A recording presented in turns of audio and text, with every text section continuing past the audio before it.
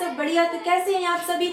होपली सभी एकदम स्वस्थ होंगे, मस्त होंगे, मजे में होंगे और अपने बोर्ड्स की तैयारी को लगातार कर रहे होंगे। तो मैं हूं आप सभी की ज्योति और स्वागत है आप सभी का आज के सेशन में। तो क्लास को स्टार्ट करने से पहले सभी को good morning, good afternoon, good evening, Radhe Radhe, जय श्री राम, जय माता की, जय भगवान की बोल, जय बप्पा की। तो आज का सेशन होने वाला है मोस्ट इंपोर्टेंट। संस्कृत का पोर्शन हम मोस्टली बहुत सारा कवर कर चुके हैं और आज हम पद का फर्स्ट चैप्टर स्टार्ट करने वाले हैं। मोस्ट इंपोर्टेंट चैप्टर है, बिल्कुल भी डिफिकल्ट नहीं है, बस समझने की जरूरत है। सिंपल बात। तो पद में देखिए संस्कृत की जो व्याख्या होती है वो थोड़ा इजीली होती है, क्योंकि अगर संस्कृत में हमको वर्ड का अगर मीनिंग पता होगा तो इजीली हम उसकी as it is line by line व्याख्या कर सकते हैं। लेकिन पद में ऐसा नहीं चलता है। पद में क्या होता है, पद में हमें तीन चीज का ध्यान रखना बहुत जरूरी है। तीन बातों का ध्यान अगर हम रखते हैं, तीन चीजें करनी हमको आ गई तो पद की व्याख्या करने से हमको कोई नहीं रोक सकता है ना।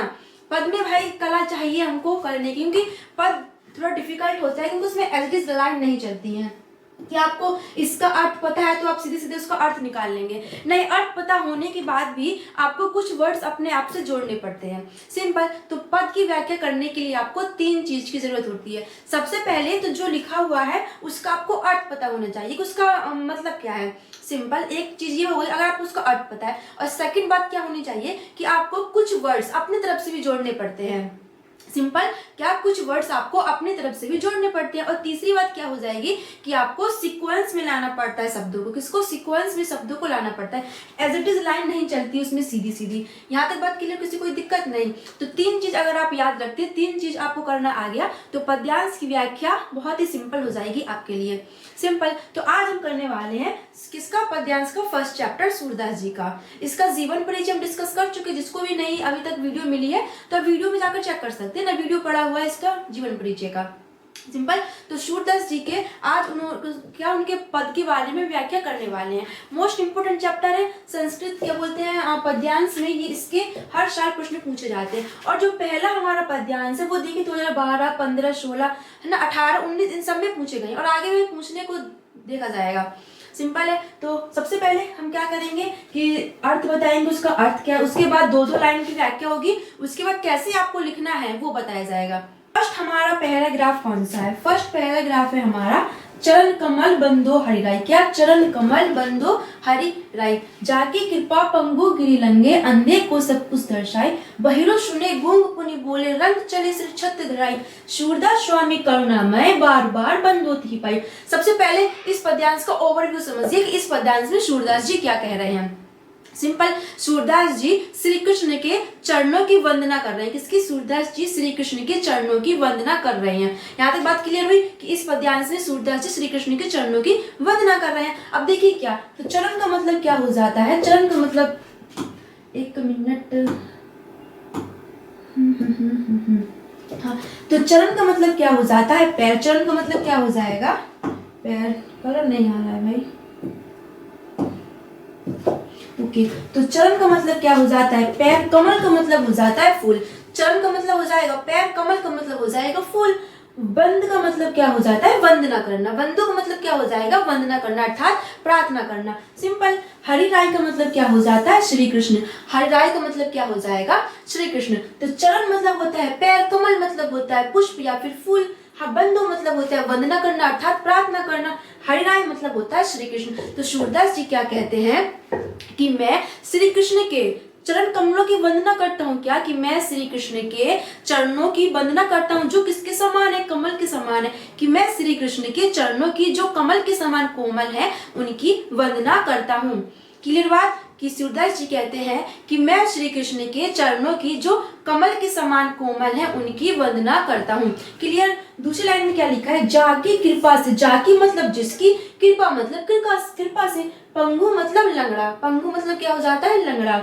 गिरी मतलब पर्वत को, लंगे मतलब लांग जाता है या फिर पार कर जाता है। सिंपल। तो क्या लिखा है कि जाके कृपा पंगु गिरी लंगे, अर्थात जिसकी कृपा से लंगड़ा व्यक्ति पर्वत को लांग जाता है। अंधे को सब कुछ दर्शाए। दर्शाए मतलब क्या होता है? दिखाई देना। और अंधे को सब कुछ दिखाई देने लगता है। सिंपल। तो दो लाइन का अर्थ समझिए क्या लिखा है कि सूरदास जी कहते हैं कि मैं श्री कृष्ण के चरणों की वंदना करता हूँ, जो कमल के समान कोमल है, जिसकी कृपा से कौन जो लंगड़ा व्यक्ति है वो पर्वत को लांघ जाता है और अंधे को सब कुछ दिखाई देने लग जाता है। तीसरी लाइन में क्या लिखा है, बहिरो सुने, बहरा सुनने लग जाता है, गूंग पुनी बोले, और जो गूंगा व्यक्ति है वो दोबारा बोलने लग जाता है। रंग चले सिर छत धराई, सिर छत धराई का मतलब क्या हो जाता है कि सर पर मुकुट को धारण करना, राजाओं की तरह सर पर मुकुट को धारण करना अर्थात राजा बनना। और जो गरीब व्यक्ति है, रंग का मतलब क्या हो जाएगा, गरीब व्यक्ति अर्थात निर्धन व्यक्ति, और जो निर्धन व्यक्ति है वो भी सर पर छत्र को धारण कर लेता अर्थात राजा बन जाता है। सिंपल। तब सूरदास जी क्या कहते हैं, स्वामी करुणामय, स्वामी का मतलब श्री कृष्ण है, स्वामी का मतलब क्या है, श्री कृष्ण है। करुणामय मतलब दयालु, बार बार मतलब बार बार, बंध मतलब बंधना, तिहि मतलब उनकी, पाय माने पैर, तिहि माने उनकी, पाय माने पैर। तो इसका अर्थ समझिए कि आपको कैसे लिखना है, आपको अपने एग्जाम कॉपी में कैसे लिखना है। तो आपको लिखना है, देखिए कुछ वर्ड्स आपको अपनी तरफ से जोड़ने पड़ेंगे तभी आपकी व्याख्या अच्छी लगेगी। यहाँ तक बात समझ में आई, कुछ वर्ड आपको अपनी तरफ से जोड़ने पड़ेंगे। तो चरण कमल बंदो हरिराय, जाकी कृपा पंगु गिर लंगे, अंधे को सब कुछ दर्शाई, बहिरो सुने गूंग पुनी बोले, रंग चले सिर छत धराई, सूरदास स्वामी करुणामय, बार बार बंद होती ही पाई। तो अब आपको इसकी व्याख्या एग्जाम में कैसे लिखनी है। तो सूरदास जी कहते हैं, क्या सूरदास जी श्री कृष्ण के चरणों की महिमा का वर्णन करते हुए कहते हैं, ये लाइन अपनी तरफ से जोड़ी हमने अपनी तरफ से, ठीक है, कि सूरदास जी श्री कृष्ण के चरणों की वंदना करते हुए कहते हैं कि हे प्रभु मैं आपके चरणों की वंदना करता हूँ। क्या कि हे प्रभु मैं आपके चरणों की वंदना करता हूँ जो कमल के समान कोमल है। सिंपल। कैसे लिखना है कि सूरदास जी श्री कृष्ण के चरणों की महिमा का वर्णन करते हुए कहते हैं कि हे प्रभु मैं आपके चरणों की जो कमल के समान कोमल है उनकी वंदना करता हूँ, जिसकी कृपा से जिसकी कृपा से लंगड़ा व्यक्ति पर्वत को लांघ जाता है, पर्वत को पार कर जाता है, और अंधे को सब कुछ दिखाई देने लग जाता है, बहरे को सुनाई देने लग जाता है, और गूंगा व्यक्ति दोबारा से बोलने लगता है। रंग चले सिर धराई, और जो निर्धन व्यक्ति है, जो गरीब व्यक्ति है, वो भी अपने सर पर छत्र को धारण कर लेता है अर्थात राजा बन जाता है। तो सूरदास जी कहते हैं कि ऐसे दयालु प्रभु के, ऐसे करुणामय स्वामी के चरणों की मैं बार बार वंदना करता हूँ। यहाँ पर हमारी व्याख्या समाप्त हुई। सिंपल। तो ऐसे आपको व्याख्या लिखनी है।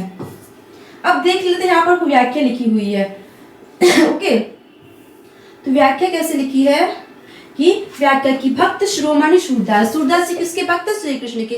तो यहाँ पर चरण की व्याख्या हो रही है ना, चरण को यहाँ पर सूरदास जी ने कमल बता दिया। तो बेसिकली क्या है, यहाँ पर रूपक अलंकार है, क्या चरण कमल बंधु है, अर्थात चरण को ही कमल बता दिया गया। तो यहाँ पर हमारा रूपक अलंकार होगा। तो व्याख्या आपको कैसे लिखनी है देख लीजिए अब, कि शिरोमणि सूरदास जी श्री कृष्ण के कमल रूपी चरणों की वंदना करते हुए कहते हैं कि इन चरणों का प्रभाव बहुत व्यापक अर्थात इनकी जो महिमा है बहुत ही अपरंपार है। इनकी कृपा हो जाने पर लंगड़ा व्यक्ति भी पर्वतों को लांघ लेता है और अंधे को सब कुछ दिखाई देने लग जाता है। इन चरणों के अनोखे प्रभाव के कारण बहरा व्यक्ति सुनने लगता है और गूंगा पुनः बोलने लगता है। किसी दरिद्र मतलब क्या, निर्धन व्यक्ति, दरिद्र मतलब क्या हो जाएगा, निर्धन व्यक्ति, और किसी दरिद्र पर श्री कृष्ण के चरणों की कृपा हो जाने पर वह राजा बनकर अपने सिर पर छत्र को धारण कर लेता है।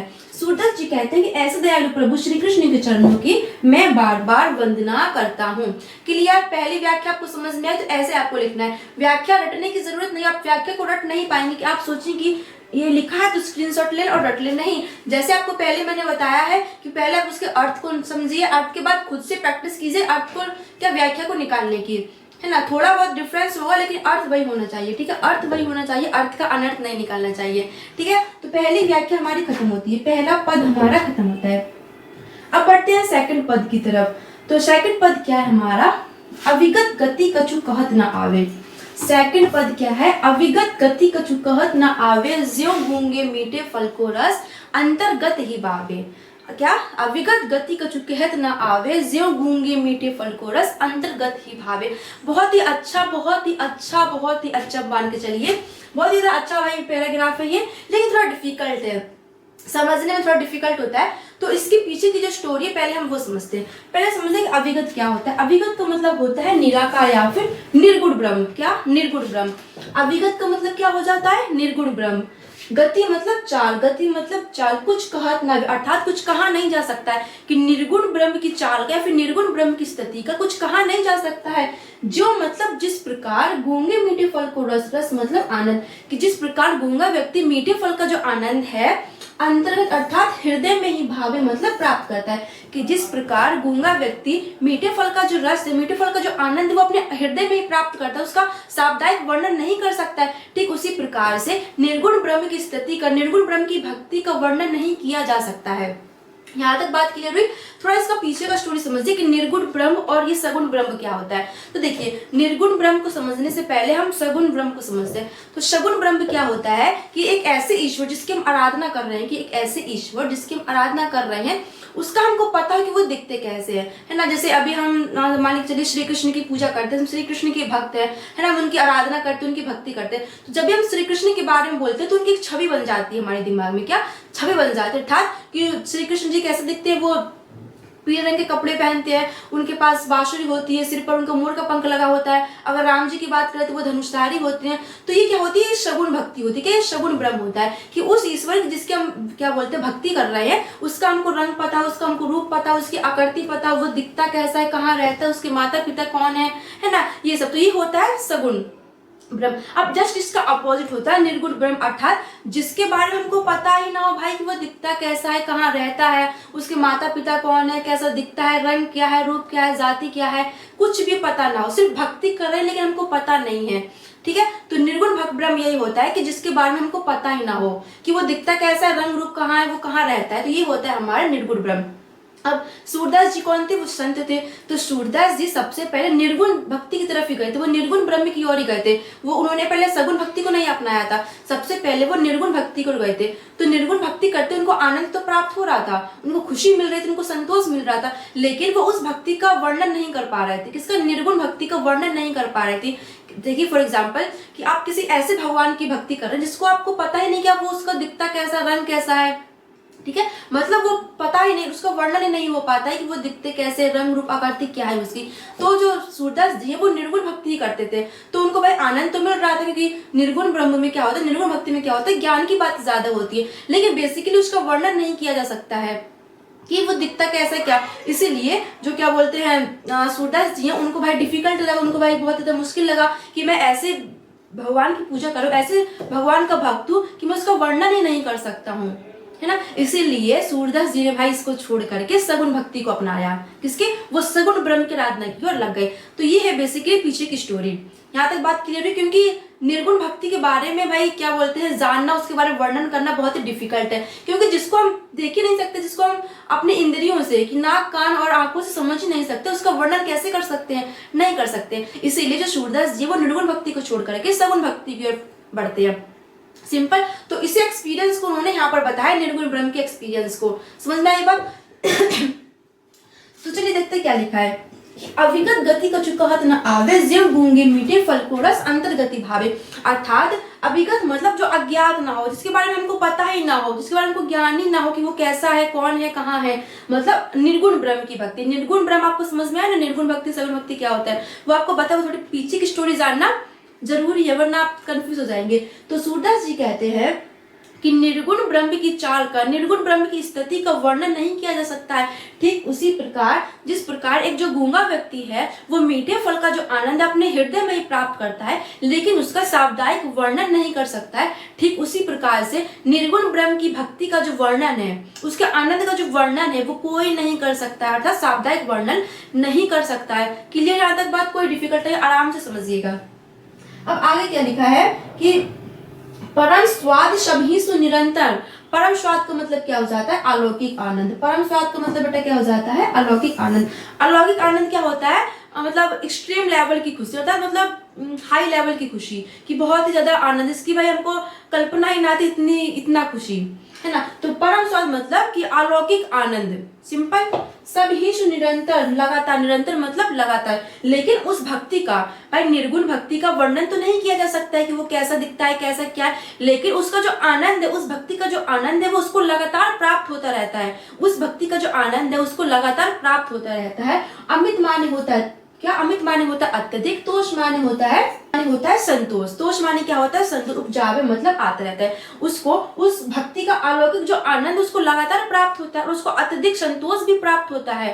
क्लियर कि निर्गुण भक्ति का जो आनंद है, निर्गुण भक्ति का जो अलौकिक आनंद है वो उसको लगातार प्राप्त होता है और उसको अत्यधिक संतोष भी आता है। लेकिन सूरदास जी क्या कहते हैं कि मन से मन वाणी को अगम अगोचर, क्या मन वाणी को अगम अगोचर सो जाने जो पावे। लेकिन मन से, वाणी मतलब वाणी से अगम का मतलब होता है जहां पहुंचा ना जा सके, जहां पहुंचना कठिन हो। ठीक है, अगम का मतलब क्या होता है, जहां पहुंचना कठिन था, जहां पहुंचा ना जा सके, जहां जाया ना जा सके। अगोचर का मतलब होता है इंद्रियों से। अगोचर का मतलब क्या होता है, इंद्रियों से। इंद्रिया क्या होती है, हमारी नाक कान आंख, हमारी इंद्रियां होती हैं। सो जाने जो पावे, जो उसको जान लेता है वही उसको पा लेता है। अब सूरदास जी क्या कहते हैं कि इस भक्ति का जो आनंद है ना, इस भक्ति का जो आनंद है वो अत्यधिक केवल उसको निरंतर मिलता रहता है। इस भक्ति का जो आनंद है वो इसको निरंतर मिलता रहता है और उसको अत्यधिक संतोष भी आता है। लेकिन उसको मन से, वाणी से, उसको अपनी इंद्रियों से समझा नहीं जा सकता है, उस तक पहुंचा नहीं जा सकता है। उसको तो सिर्फ वही जान सकता है जिसने उसको पा लिया है। सिंपल। लेकिन अब ये पाना ही तो कठिन है ना। ये भाई सूरदास जिसको पा ही तो नहीं पाए, कैसे पालेंगे, जिसको हम देख ही नहीं सकते, सुन नहीं सकते, जिसके पास पहुंचना कठिन है, कहाँ रहता है, तो जब इसके बारे में हमको पता ही नहीं है तो उस तक हम कैसे पहुंच सकते हैं। तो यही सूरदास जी कह रहे हैं कि उस भक्ति का हमको आनंद तो आता है और उसको संतोष भी प्राप्त होता है, लेकिन उसको मन से, वाणी से और अपने इंद्रियों से समझा नहीं जा सकता है और उस तक पहुंचना भी कठिन है। उसको तो वही पा पाता है जिसने उसको जाना है, कि उसको तो वही पा पाता है जिसको उसने जाना है। सिंपल। आगे बढ़ते हैं। रूप रेख गुण जाति जुक्ति, क्या रूप रेख गुण जाति जुक्ति बिनु निरालंब कित धावे, कि रूप से उसका भाई रूप कैसा है ना, उसका रूप पता नहीं है, उसकी आकृति कैसी ये भी पता नहीं, उसका गुण कैसा है ये भी पता नहीं है। ठीक है, रूप पता नहीं है, उसकी आकृति, गुण, जाति पता नहीं, उसकी युक्ति पता नहीं है। निरालंब होता है बिना आश्रय के, अर्थात बिना सहारे के। कि रूप रेख गुण जाति जुक्ति बिनु निरालंब कित धावे, अर्थात दौड़ना। कित माने कहाँ तक। तो सूरदास जी कहते हैं कि जिस ईश्वर का हमको रूप पता नहीं है, उसकी आकृति पता नहीं, उसका गुण पता नहीं, उस तक पहुंचने की युक्ति पता नहीं है, तो उस ईश्वर के पीछे बिना आश्रय के कहाँ तक दौड़े। सिंपल। सूरदास जी कहते हैं कि जिस ईश्वर की हमको रूप पता नहीं है, उसकी आकृति पता नहीं है, उसका गुण पता नहीं, उसकी जाति पता नहीं है, उस तक मतलब पहुंचने की युक्ति भी पता नहीं, तो उस ईश्वर के पीछे बिना आश्रय के कहाँ तक दौड़े। इसका ये अर्थ हो जाएगा। उसमें क्या लिखा है कि सब विधि अगम विचराहि ताते। ताते मतलब होता है इसीलिए। ताते का मतलब क्या होता है, इसीलिए। विचारहि मतलब सोच विचार कर। ताते मतलब इसीलिए, विचार मतलब सोच विचार कर। सूर सगुन पद गावे, सूरदास सगुन पद गाने लग जाते, अर्थात सूरदास सगुन ब्रह्म की ओर, सगुन भक्ति की ओर चल पड़ते हैं। अब देखिए दोबारा समझिए कि इसको आपको लिखना कैसे है, एग्जाम में आपको कैसे लिखना है। सिंपल। तो क्या लिखा है, अभिगत गति कछु कहत न आवे, ज्यों गूंगे मीठे फल को रस अंतर्गत ही भावे, परम स्वाद सब ही निरंतर अमित तोष उपजावे, मन वाणी को अगम अगोचर सो जाने जो पावे, रूप रेख गुण जाति जुक्ति बिनु निरालंब कित धावे, सब विधि अगम विचराहि ताते, सूर सगुन पद गावे। अब आपको एग्जाम में कैसे लिखना है ये समझ में, एग्जाम में कैसे लिखना है कि सूरदास जी निर्गुण ब्रह्म की उपासना करते हुए कहते हैं, क्या सूरदास जी निर्गुण ब्रह्म की उपासना करते हुए कहते हैं। सिंपल। क्या बोलते हैं सूरदास जी निर्गुण ब्रह्म की उपासना करते हुए कहते हैं कि निर्गुण ब्रह्म की चाल का, क्या निर्गुण ब्रह्म की आनंद का वर्णन नहीं किया जा सकता है। ठीक उसी प्रकार जिस प्रकार एक गूंगा व्यक्ति मीठे फल का आनंद, मीठे फल को खा करके उसका आनंद नहीं बता सकता है, उसका साप्ताहिक वर्णन नहीं कर सकता है, ठीक उसी प्रकार से निर्गुण ब्रह्म की भक्ति का जो आनंद है वो साप्ताहिक उसका वर्णन नहीं किया जा सकता है, लेकिन उसकी भक्ति से उसको अलौकिक आनंद लगातार प्राप्त होता है। सूरदास जी कहते हैं लेकिन उस निर्गुण ब्रह्म की भक्ति से उसको लगातार आनंद प्राप्त होता रहता है और उसको अत्यधिक संतोष भी आता है, लेकिन मन से, वाणी से और अपनी इंद्रियों से उसको समझना कठिन है, उस तक पहुंचना कठिन है। उसको तो वही पा लेता है जिसने उसको जाना है, उसको तो भाई वही पाता है जिसने उसको जाना है। फिर क्या कहते हैं कि जिसकी भाई रूप पता ना हो, जिसका रेखा पता ना हो, जिसका गुण पता ना हो, जाति पता ना हो, तो और जिस तक पहुंचने की युक्ति पता ना हो, तो उस ईश्वर तक बिना किसी आश्रय के कहाँ तक दौड़े। सिंपल। उनको ही अब पता चल गया है सूरदास जी को कि ये भाई जिसकी वो भक्ति कर रहे हैं उनको पता ही नहीं कि वो उनका रूप रेख कैसा है। ठीक है, तो उनको पता चले उन तक पहुंचना कठिन है। सिंपल। इसीलिए सूरदास जी जो है वो सभी को विचार के, सभी कुछ सोच विचार करके सगुण धारा की ओर चल पड़ता था, सगुण ब्रह्म की भक्ति की ओर चल पड़ते हैं। ये व्याख्या यहाँ पर समाप्त हुई, कोई दिक्कत बिल्कुल भी नहीं। ये हो गया हमारी इसकी व्याख्या। सिंपल। अब बढ़ते हैं अपने तीसरे पद की ओर। एक बार दोबारा सुन लीजिए, आपको कंफ्यूजन हो रहा होगा कि थोड़ा डिफिकल्ट सा है, ऊपर इतना डिफिकल्ट भी नहीं जितना आप समझ, दोबारा समझिए कैसे लिखना है। सूरदास जी श्री कृष्ण क्या बोलते हैं, सूरदास जी निर्गुण ब्रह्म की उपासना करते हुए कहते हैं, क्या सूरदास जी निर्गुण ब्रह्म की उपासना करते हुए कहते हैं कि निर्गुण ब्रह्म की भक्ति का आनंद, क्या निर्गुण ब्रह्म की भक्ति का आनंद को बताना, फिर उसका वर्णन करना बहुत ही कठिन है, उसको कुछ कहा नहीं जा सकता। निर्गुण ब्रह्म की चाल का वर्णन नहीं किया जा सकता। ठीक उसी प्रकार ही जिस प्रकार एक गूंगा व्यक्ति मीठे फल का जो आनंद है वो अपने अंदर ही प्राप्त करता है, मीठे फल का जो आनंद है वो अपने हृदय में ही प्राप्त करता है, ठीक उसी प्रकार से निर्गुण भक्ति का जो आनंद है वो उसका वर्णन नहीं किया जा सकता है। लेकिन उस भक्ति का जो अलौकिक, उस भक्ति का जो आनंद, उस भक्ति का जो अलौकिक आनंद है वो उसको लगातार प्राप्त होता रहता है। सिंपल। और उसको अत्यधिक संतोष भी प्राप्त होता है, लेकिन मन से, वाणी से, अपने इंद्रियों से उसको समझा नहीं जा सकता है और उस तक पहुंचना भी कठिन है। ठीक, उसको तो भाई वही पा पाता है जिसने उसको जान लिया हो। सिंपल। उसके बाद सूरदास जी कहते हैं कि रूप के बिना, रेखा के बिना, आकृति के बिना, जाति के बिना और उन तक पहुंचने की युक्ति के बिना उस ईश्वर तक, या उस ईश्वर तक बिना किसी सहारे के कब तक दौड़े, फिर कहाँ तक दौड़े। इसी प्रकार जो सूरदास जी इन सभी बातों को सोच विचार कर करके वो अपने सगुण पद की ओर चल पड़ते हैं, क्या वो अपने सगुण पद गाने लग जाते हैं। तो ये हमारी व्याख्या यहाँ पर समाप्त होती है। कोई दिक्कत, बिल्कुल सिंपल सी है, थोड़ा समझने की जरूरत, थोड़ा डिफिकल्ट है हालांकि, लेकिन इतना डिफिकल्ट भी नहीं है। ओके, अब बढ़ते हैं अपने हम तीसरे पद की तरफ। देखिए कैसे इसका व्याख्या आपको लिखने कैसे लिखा है कि सूरदास जी कहते हैं कि निर्गुण ब्रह्म का वर्ण करना अत्यंत कठिन है, उसकी स्थिति के विषय में कुछ भी नहीं कहा जा सकता है। निर्गुण ब्रह्म की उपासना का आनंद किसी भक्त के लिए उसी प्रकार अवर्णनीय है जिस प्रकार गूंगे के लिए मीठे फल का स्वाद, जिस प्रकार गूंगे के लिए मीठे फल का स्वाद, जिस प्रकार गूंगा व्यक्ति मीठे फल के स्वाद को कहकर नहीं प्रकट कर सकता है, उसका मन ही मन उसके आनंद को अनुभव किया करता है, उसी प्रकार निर्गुण ब्रह्म की भक्ति के आनंद का केवल अनुभव किया जा सकता है, उसे वाणी द्वारा प्रकट नहीं किया जा सकता। यद्यपि निर्गुण ब्रह्म की प्राप्ति से निरंतर अधिक आनंद प्राप्त होता है, उसको उपासक को उससे अधिक संतोष भी प्राप्त होता है, परंतु वह प्रत्येक की समझ से बाहर की बात है। अर्थात किसी के लिए वो वर्णन नहीं कर सकता, वो किसी उसका वर्णन नहीं कर सकता है, उसे इंद्रियों से नहीं जाना जा सकता है। निर्गुण ब्रह्म का ना कोई रूप है, ना कोई आकृति है, न उसकी कोई निश्चित विशेषता है, न जाति और ना वह किसी युक्ति से प्राप्त किया जा सकता है। ऐसी स्थिति में भक्त का मन बिना किसी आधार के कहाँ भटकता रहेगा, क्योंकि निर्गुण ब्रह्म सभी प्रकार से पहुंच से बाहर है। इसी कारण सभी प्रकार से विचार करके ही सूरदास जी ने सगुण श्री कृष्ण की लीला के पद गाना अत्यधिक उचित समझा है। क्लियर? यहाँ तक बात, कोई दिक्कत किसी को नहीं होनी चाहिए। अब बढ़ते हैं अपने अगले पद की तरफ। अगला पद क्या है, ये थोड़ा डिफिकल्ट है, मैं मानती हूँ, लेकिन इतना डिफिकल्ट नहीं है, बिल्कुल डिफिकल्ट नहीं है। ठीक है, तीसरा पद है हमारा कौन सा भाई, हाँ ये थोड़ा समझिए कि ये क्या है। तीसरा पद इम्पोर्टेंट है और थोड़ा अच्छा भी है। थोड़ी स्टोरी समझिए। जो हमारे श्री कृष्ण जी हैं वो कितना 6 से 7 महीने के हैं इसमें, ठीक है, 5-6 महीने के। तो यहाँ पर जो सूरदास जी उनकी वाह लीलाओं को वर्णन करते हैं, किसकी, उनकी वाह लीलाओं को वर्णन करते हैं। जो एक छोटा बच्चा होता है तो उसके 2 दांत भाई आए के होते हैं, तो वो हंसता है, तो कितना मतलब वो क्रॉलिंग करता है घुटनों से, तो कितना अत्यधिक सुशोभित लगता है। तो उन्हीं की लीलाओं को यहाँ पर सूरदास जी ने वर्णन किया है। ये सूरदास जी वो छोटे हैं, 5-6 महीने के, वो क्रॉलिंग कर रहे हैं, घुटनों के बल चल रहे हैं, और जब हंसते हैं तो उनके आए के जो दांत है वो निकल आए, तो वो अत्यधिक क्यूट लगते हैं, है ना। तो मामूली जो बच्चे होते हैं वो इतना क्यूट लगते हैं, तो वहां पर वो भी ठहरे कौन, श्री कृष्ण जी, तो वो कितना अच्छे नहीं लगेंगे। तो यह उनकी बाल लीलाओं का वर्णन बहुत ही अच्छे तरीके से सूरदास जी ने किया है, बहुत ही अच्छे तरीके से। तो क्या लिखा है कि किलकित कहना घुटरू बनी आवत।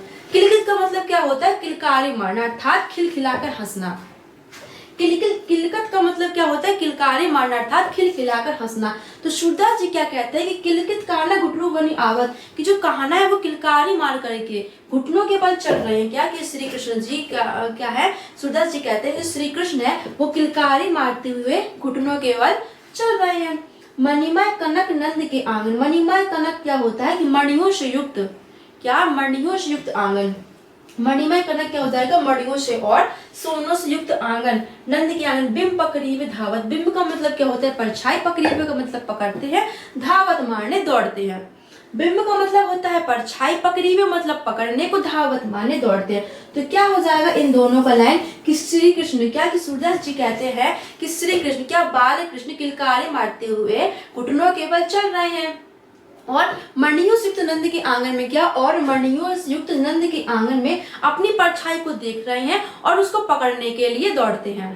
सिंपल, सूरदास जी श्री कृष्ण की बाल लीलाओं का वर्णन करते हुए कहते हैं, ये हमने अपनी तरफ से लाइन जोड़ी कि सूरदास जी श्री कृष्ण की बाल लीलाओं का वर्णन करते हुए कहते हैं कि बालक श्री कृष्ण क्या, बालक श्री कृष्ण किलकारी मारते हुए घुटनों के बल चल रहे हैं और वह नंद के आंगन में क्या, वह मणियों से युक्त नंद के आंगन में, मणियों से युक्त नंद के आंगन में अपनी परछाई को देखते हैं और उस परछाई को पकड़ने के लिए दौड़ते हैं।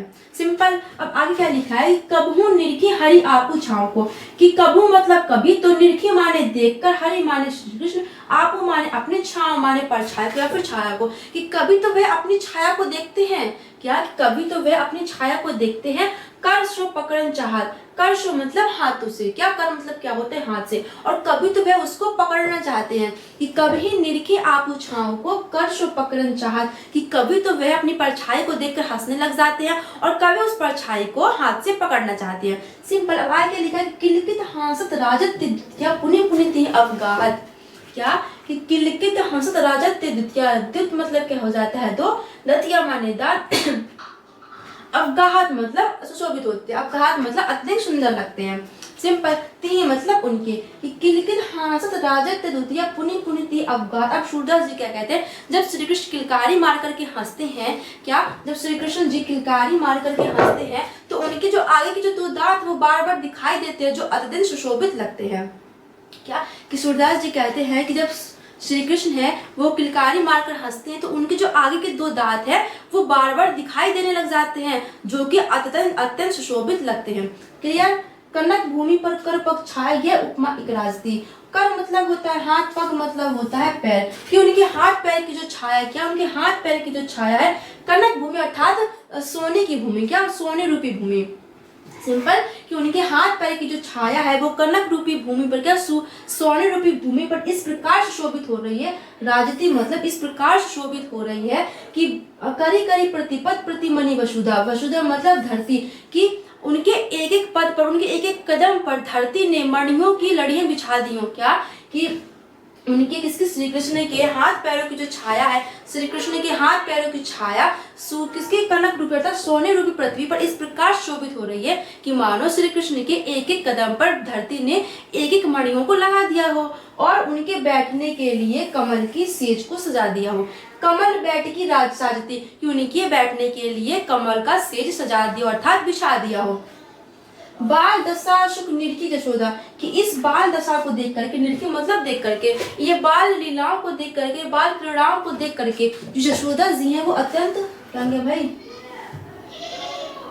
है ना, तो बाल लीलाओं को देखकर जो यशोदा जी हैं वो बार बार नंद को बुलाती हैं ये लीलाओं को देखने के लिए, कि जो श्री राधा के बोलते यशोदा जी हैं वो बाल लीलाओं को देखती है श्री कृष्ण की, तो बार बार नंद को बुलाती हैं उनकी लीलाओं को देखने के लिए। और अचरा तल्ले ढाके, ढाके मतलब ढकना, अचरा तल्ले ढाके सूर्य के प्रभु को दूध पिलावती, और उसके बाद अपने आंचल तले ढक करके श्री कृष्ण को दूध पिलाने लगती हैं।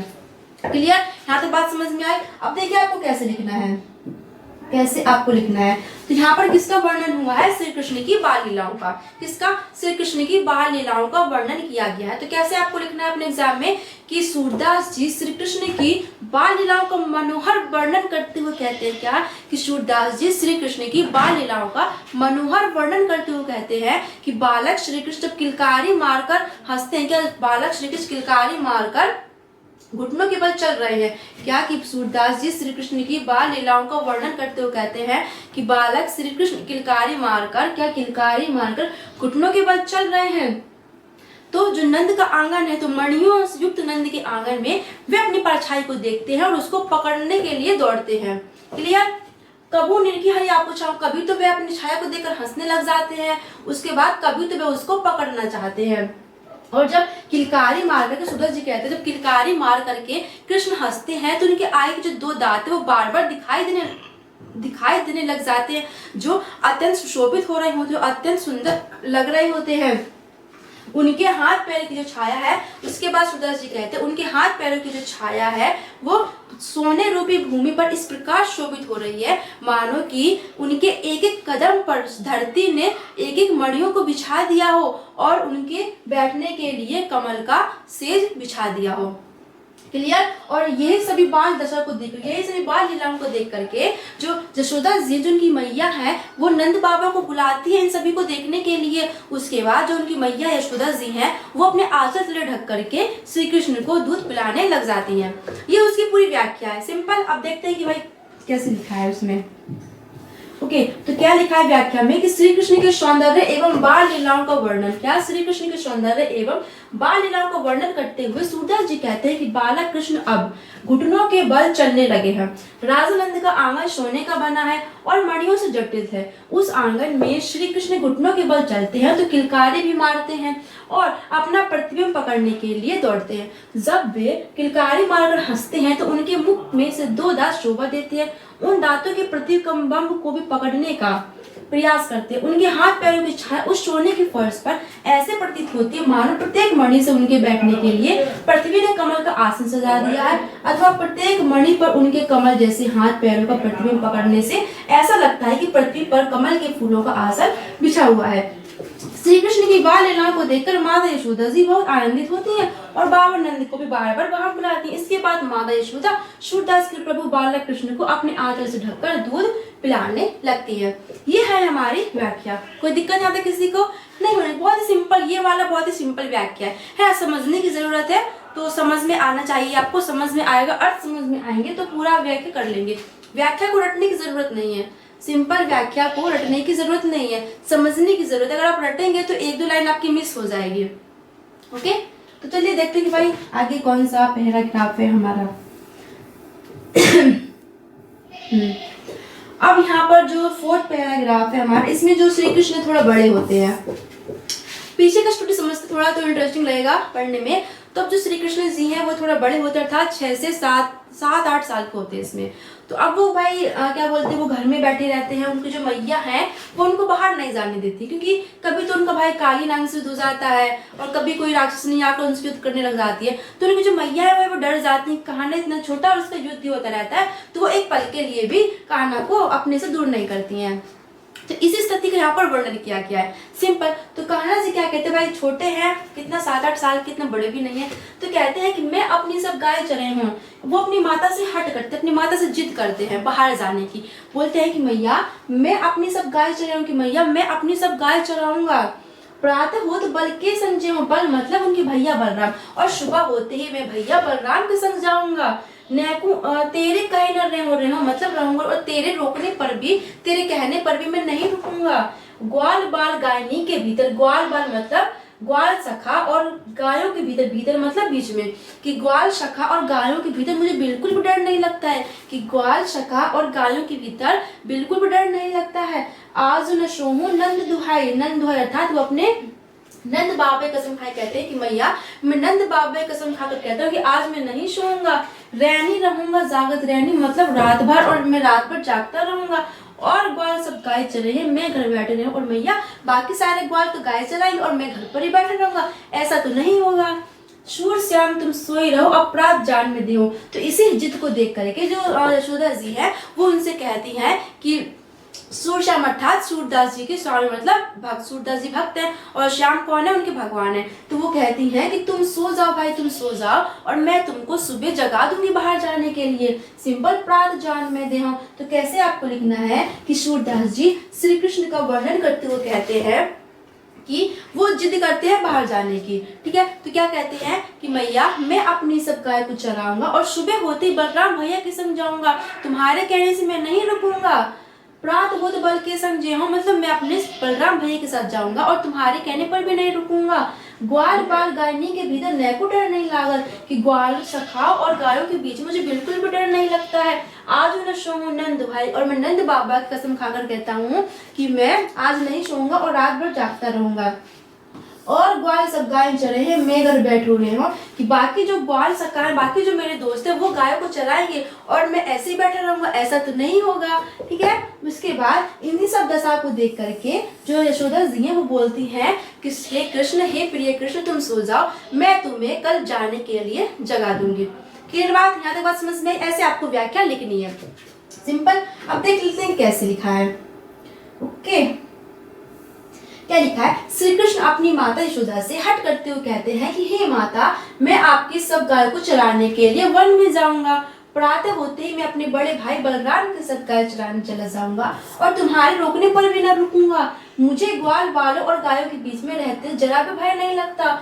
मैं नंद बाबा की कसम खाकर कहता हूँ कि आज रात्रि में सोऊंगा भी नहीं, मैं रात भर जागता ही रहूंगा। कहीं ऐसा ना हो कि सवेरे होने पर मेरी आंखें ना खुले और मैं गाय चराने ना जा सके। तो हे माता, ऐसा नहीं हो सकता कि सभी ग्वाल गाय को चराएंगे और मैं घर में बैठा रहूंगा। ठीक। सूरदास जी कहते हैं कि बालक श्री कृष्ण की बात सुन करके माता यशोदा उनसे कहती हैं कि मेरे लाल, अब तुम निश्चित होकर सो जाओ, प्रातः काल में तुम्हें गाय चराने के लिए अवश्य भेज दूंगी। ये इसकी व्याख्या है। दिक्कत यहाँ पर किसी को कोई नहीं होनी चाहिए। अब नेक्स्ट पैराग्राफ हमारा कौन सा है?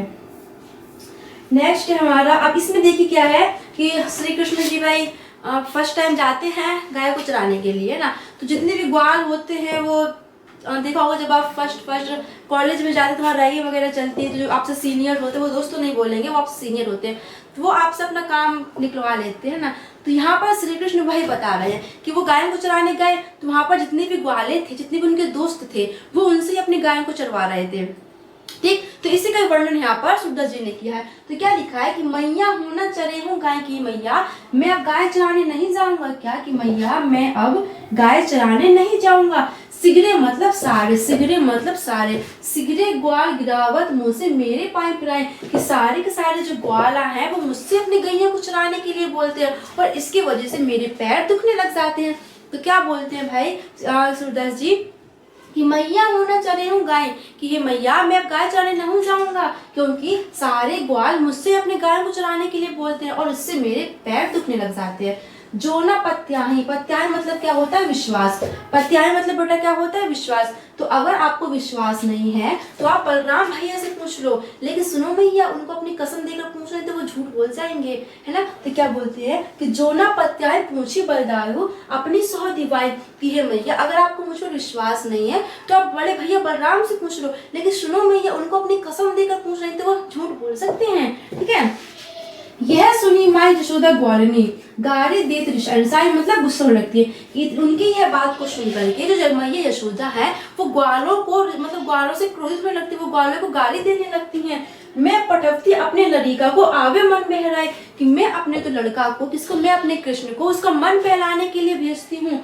और शूर श्याम मेरे अति बालक, अति मतलब अत्यधिक, बालक मतलब छोटा है, और मेरा जो बालक है वो अत्यधिक छोटा है। क्या कि मेरा जो बालक है वो अत्यधिक छोटा है और ये रिंगाए मतलब होता है घुमा घुमा कर, और ये ग्वाल उसको घुमा घुमा कर मार ही डालेंगे।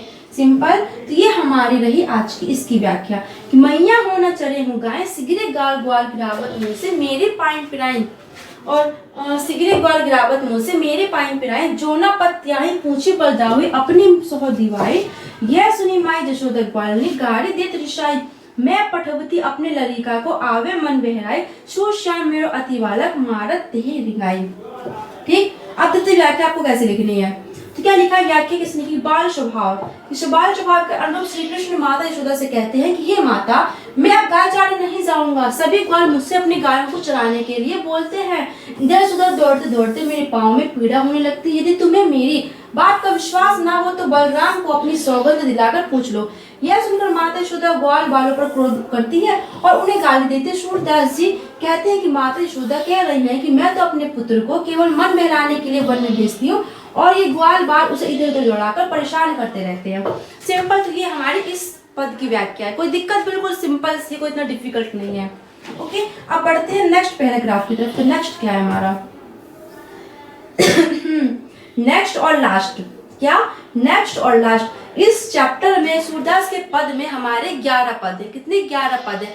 तो आज की वीडियो में हम 6 डिस्कस करेंगे और कल की नेक्स्ट वीडियो में हम 5 और डिस्कस करेंगे, क्योंकि एक साथ वीडियो में मतलब नहीं बना सकती, क्योंकि फोन का थोड़ा कैमरे का जो क्या बोलते हैं हीट होने लगता है ना, तो बंद हो जाता है बीच में, ठीक है। क्योंकि 1 घंटा तो मिनिमम 2 घंटे की तो वीडियो होएगी और 2 घंटा फोन नहीं चल सकता है विद कैमरे के साथ, इसीलिए 6 आज डिस्कस करेंगे, कल 5 और डिस्कस करेंगे। तो अब 6 का रिवीजन कीजिएगा और बाकी 5 का कल कर लीजिएगा। तो क्या लिखा है? सखी ने मुरली ली जो चोरी। अब इसमें क्या स्टोरी समझे क्या है कि जो गोपियां वो श्री कृष्ण से अत्यधिक प्रेम करती हैं, गोपियां श्री कृष्ण से अत्यधिक प्रेम करती हैं, लेकिन जो श्री कृष्ण जी है वो बांसुरी में ही लीन रहते हैं, वो बांसुरी बजाती रहती हैं। तो जो क्या बोलते हैं गोपियां हैं वो एक दूसरे से क्या बोलते हैं कि ये जो बांसुरी वो हमारी सौतन है, क्या ये जो बांसुरी है वो हमारी क्या है? सौतन है। तो इसी का ही इसमें व्याख्या की गई है। तो क्या लिखा है? सखीरी मुरली ली जो चोरी, कि सूरदास जी कहते हैं कि एक सखी दूसरी सखी से कहती है कि हे सखी, चलो हम श्री कृष्ण की मुरली को कि हमें श्री कृष्ण की मुरली को चुरा लेना चाहिए, जिन्हीं गोपाल की अपने वश में, जिसने गोपाल को अपने वश में कर लिया है। क्या सूरदास जी कहते हैं एक सखी दूसरी सखी से कहती है कि हे सखी, हमें श्री कृष्ण की मुरली को चुरा लेना चाहिए, जिसने अपने गोपाल को अपने वश में कर लिया है। प्रीति सबनी की तोड़ी, और तोड़ी मतलब तुड़वा दिया, और सबसे भाई प्रेम तुड़वा दिया है। क्या कि एक सखी दूसरे से कहती है कि हे सखी, हमें श्री कृष्ण की मुरली को चुरा लेना चाहिए, क्योंकि इस मुरली ने अपने गोपाल को अपने वश में कर लिया है और सबसे प्रेम तुड़वा दिया है। क्षण एक मतलब होता है एक क्षण के लिए भी, क्षण एक मतलब क्या होता है? एक क्षण के लिए भी। घर भी अर्थात घर में हो या फिर बाहर हो।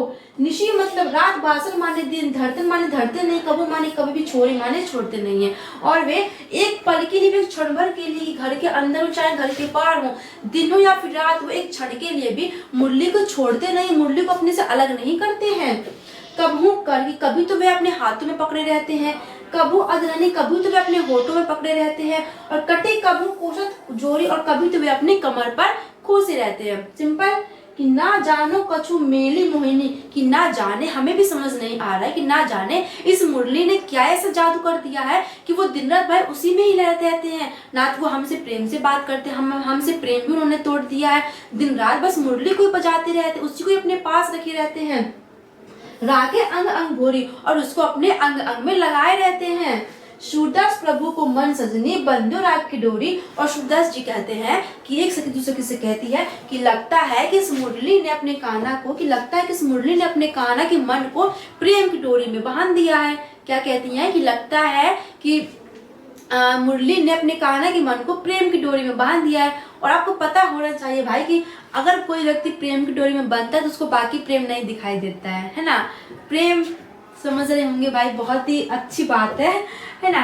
तो यही भाई श्री कृष्ण को प्रेम हो जाता है मुरली से, तो वही वो बोल रही है क्या कि लगता है कि श्री कृष्ण को इस मुरली ने मन को, क्या श्री कृष्ण ने क्या बोल रहा है कि इस मुरली ने श्री कृष्ण के मन को प्रेम की डोरी में बांध दिया है ना। अगर प्रेम की डोरी में बंध गए तो उनको कुछ समझ नहीं आएगा, ना उनको मैया दिखेगी, ना उनको नंद बाबा दिखेंगे, ना उनकी सखियां गोपियां दिखेंगी, ना उनको दोस्त दिखेंगे, सिर्फ वही दिखेगी। तो ये हमारे यहाँ पर इसकी व्याख्या समाप्त होती है। देखते हैं कि कैसे लिखना है आपको। तो क्या लिखा है? गोपियां श्री कृष्ण की बंसी के प्रति गोपियों के ईर्ष भाव को व्यक्त किया। ठीक है, गोपियां श्री कृष्ण की बंसी को अपनी बैरी स्वतंत्र समझती हैं। एक गोपी दूसरी गोपी से कहती है कि हे सखी, अब हमें श्री कृष्ण की यह मुरली चुरा लेनी चाहिए, क्योंकि इस मुरली ने गोपाल को अपनी ओर आकर्षित कर अपने वश में कर लिया है, और श्री कृष्ण ने भी मुरली के वशीभूत होकर आप सभी को भुला दिया है। कृष्ण घर के भीतर हो या बाहर हो, कभी क्षण भर को वे मुरली नहीं छोड़ते हैं, कभी हाथ में रखते हैं तो कभी होठों पर और कभी कमर में खोस लेते हैं। इसी तरह श्री कृष्ण उसे कभी भी अपने से दूर नहीं होने देते हैं। यह हमारी समझ में नहीं आ रहा है कि बंसी में कौन सा मोहिनी मंत्र श्री कृष्ण पर चला दिया, अर्थात जादू कर दिया है, जिससे श्री कृष्ण पूर्ण रूप से उसके वश में हो गए हैं। सूरदास जी कहते हैं कि गोपी कह रही हैं कि हे सजनी, इस बंसी ने श्री कृष्ण का मन प्रेम की डोरी से बांधकर कैद कर लिया है। सिंपल। तो ये व्याख्या हमारी यहाँ पर समाप्त होती है। तो ये हमारे 6 पद यहाँ पर कंप्लीट होते हैं। बिल्कुल सिंपल सा, कोई इतना डिफिकल्ट नहीं है। आप एक बार पढ़ेंगे अच्छे से, दिमाग में आपके फिट हो जाएगा। ओके, समझ में आई बात। बाकी जो आगे के हमारे 5 और पद बचे हैं वो भी बहुत ही अच्छे से है ना। इसमें श्री कृष्ण की आगे की कहानी बताई गई है, उसमें प्रेम का बताया भाई, श्री कृष्ण को प्रेम हो जाता है, गोपी को भी प्रेम हो जाता है, तो वो उनको भुला नहीं पाते हैं, है ना। प्रेम में डूबा हुआ व्यक्ति नहीं भुला पाता है प्रेम को, बाकी सबको भुला देगा ना, देवदास बन जाते हैं, ठीक है। तो बाकी की थ्योरी, बाकी का जो पार्ट है वो हम आगे वाले वीडियो में करेंगे। इतना पूरा करिएगा, मोस्ट इंपोर्टेंट ये पद्यांश है, बहुत ही इंपोर्टेंट पद है, हर साल पेपर में पूछे जाते हैं, इस बार भी पूछने की पूरी संभावना है, तो अच्छे से कीजिएगा। और हाँ, मैंने स्टार्टिंग में एक बात बताना भूल गई थी कि संदर्भ कैसे लिखते हैं, क्योंकि संदर्भ पूछा जाता है, तो आपको संदर्भ कैसे लिखना है कि प्रस्तुत पद्यांश, क्या प्रस्तुत पद्यांश हमारी हिंदी पाठ्य पुस्तक के काव्य खंड में संकलित पद शीर्षक से लिया गया है, जिसके रचयिता सूरदास जी हैं। क्या, जिसके रचयिता सूरदास जी हैं, और यह सूरसागर महाकाव्य, ये सूरसागर महाकाव्य से लिया गया। सूरसागर एक बहुत बड़ा महाकाव्य, तो उसमें से कुछ गिने चुने पद यहाँ दिए गए हैं, ठीक है। तो ऐसे आपको संदर्भ लिखना है, ऐसे आप लिखेंगे तो 2 नंबर आपके कंफर्म हो जाएंगे। और रेखांकित आंश की व्याख्या आती है, तो व्याख्या आपको पूरा पता होना चाहिए, कोई इतना डिफिकल्ट नहीं है। क्या बोलते हैं, श्री कृष्ण की कहानी है पूरी, इसमें सूरदास जी श्री कृष्ण की कहानी का वर्णन करते हैं, उनका जो जीवन था कैसे व्यतीत हुआ वही इसका वर्णन किया गया था, ठीक है। तो आगे की वीडियो में जो आगे के हमारे पद बचे हुए 5 वो देखेंगे, फिर मिलते हैं नेक्स्ट वीडियो में। और किसी कोई दिक्कत आपत्ति समस्या होती है तो आप लोग कमेंट बॉक्स में बता सकते हैं। ओके, तो बाय, सभी को take care and all the best.